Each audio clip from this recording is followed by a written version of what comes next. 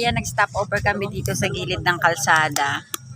Ayan, gilid kami ng kalsada. Tapos, merong nagtitinda doon sa kubo ng mga siomay-siomay rice. Pero kami, may baon kami. Ito yung baon namin. Sa kanila.